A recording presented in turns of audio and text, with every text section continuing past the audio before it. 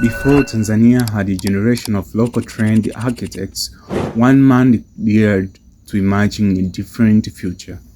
His name was Beda Amuli. Born on May 27, 1938 in Machome village, Masasi, Mtwara, Amuli was grow up to become one of the most influential architects in Tanzania's history. He first studied at St. Andrew's School, now Minaki Secondary School, before continuing his education at the Royal Technical College of East Africa in Nairobi, Kenya. There, his extraordinary academic performance earned him a government scholarship to study architecture in Israel. In 1960, he joined the Israel Institute of Technology, known as a technician in Haifa, Israel.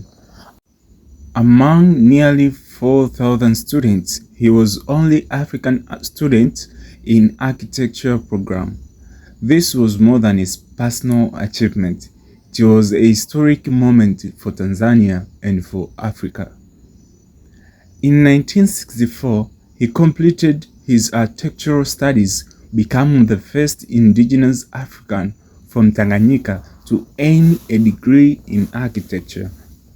His degree was officially awarded on May 20, 1965. But his story was only beginning. While still in his fourth year at university, Amuli designed an African market as a student project. At the time, he could not have known that this academic experience would later become one of the most iconic buildings in Tanzania. After graduating, he joined Zeve's International Architects and Engineers in Tel Aviv. The firm had won the contract to design the Kilimanjaro Hotel, known today as the Hyatt Regency, Dar es Salaam.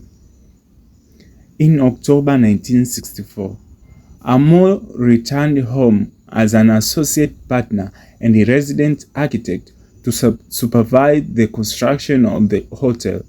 He worked with firm for 5 years, gaining practical experience on large-scale projects. In 1966, he achieved another historic milestone by becoming the first indigenous Tanzanian architect to be officially registered. Only 3 years later, on March 10, 1969, he was registered as chartered architect and established his own practice, Beda Amuli Architects, becoming the first Black African architect to open private architectural office at East and Central Africa. His architectural legacy will soon begin to reshape the skyline of Tanzania.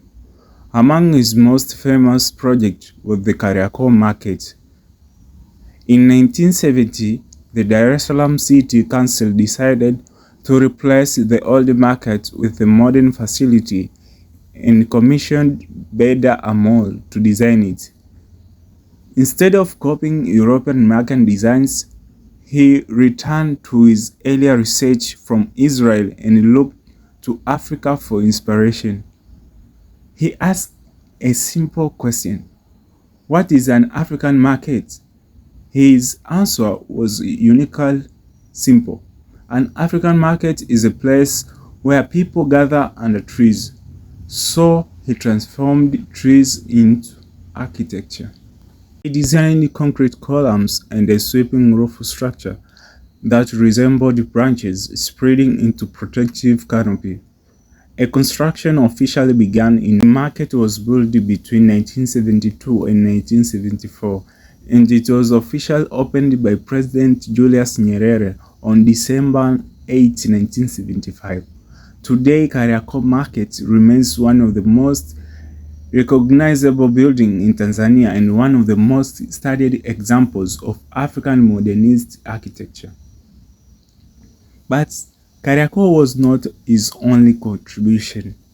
He also designed important landmarks, including the Institute of Finance Management Building (IFM), the NBC Training College in Iringa, now part of Ruaha University, and projects along the Mnazi Mmoja corridor, including the Ushirika building, where he once maintained his office. His leadership extended far beyond architecture. In 1982, he became the first president of the Architects Association of Tanzania, AAT. In 1997, he became the first chairman of Architect and Quantity Survey Registration Board, AQRB. He also expanded his professional practice beyond Tanzania, opening the second office in Nairobi, Kenya in 1973, and later became professionally registered in Zambia in 1975. On July 10, 2016, Tanzania lost one of its greatest architects. And on July 11, 2016, architects, students, and citizens commemorated 10 years since his passing, remembering not only the building he designed, but the door he opened for future generations. Beda Amuli didn't just design buildings. He proved that Tanzanians could lead, innovate, and define an architectural identity rooted in African culture. Every architectural drawing, every studio critique, and every building designed by a young Tanzanian architect today carries a part of his legacy. Because pioneers don't simply build structures, they build possibilities. Thank you for listening. Follow for more.